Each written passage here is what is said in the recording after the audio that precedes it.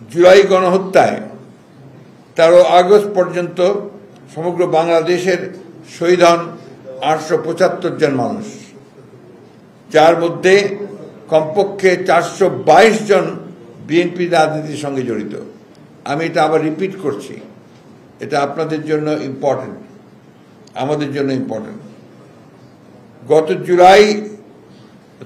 13 August পর্যন্ত সমগ্র বাংলাদেশে শহীদ হন 875 জন মানুষ, যার মধ্যে কমপক্ষে 422 জন বিএনপি রাজনীতির সঙ্গে জড়িত।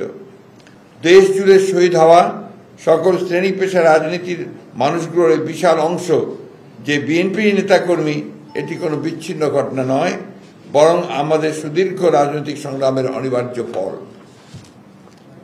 পোশাক শ্রমিক কিংবা রিক্সা চালক, পাবলিক কিংবা প্রাইভেট বিশ্ববিদ্যালয়ের ছাত্র, বাম কিংবা ডান আদর্শের অনুসারী, সকল মত ও পথের রাজনৈতিক কিংবা অরাজনৈতিক ব্যক্তি, হতাহতের পরিচয় যাই হোক না কেন, প্রতিটি প্রাণের মূল্য ও রক্তের মর্যাদা সমান।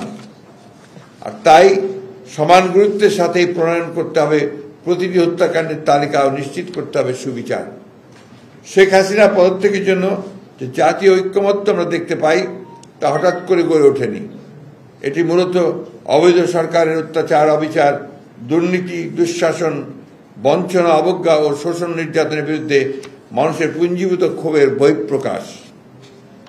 দেশের প্রধান রাজনৈতিক দল হিসেবে গণ আকাঙ্ক্ষার প্রতিফলন ঘটিয়ে গণ অভ্যুত্থানের সর্বশক্তি দিয়ে রাজপথে নেমে এসেছে বিএনপি ও এর সকল অঙ্গ সহযোগী সংগঠন।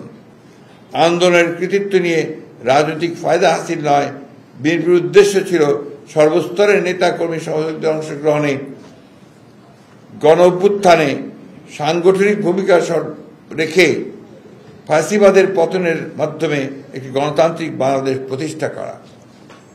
আর তাই বিএনপির যে 60 লক্ষ সদস্যের নামে ফ্যাসিবাদের সময় মিথ্যা মামলা হয়েছে, তার সুবিশাল অংশ সাধারণ মানুষের পাশে থেকে রাষ্ট্রযন্ত্রের ষড়যন্ত্র ও নিপীড়নের বিরুদ্ধে ঢাল হয়ে রুখে দাঁড়ায়। ফলে যার যার অবস্থান থেকে জনগণের কাতারে নেমে আসে বিএনপি, সমমনা সকল রাজনৈতিক দল তথা গণতন্ত্রের পক্ষের শক্তিসমূহ।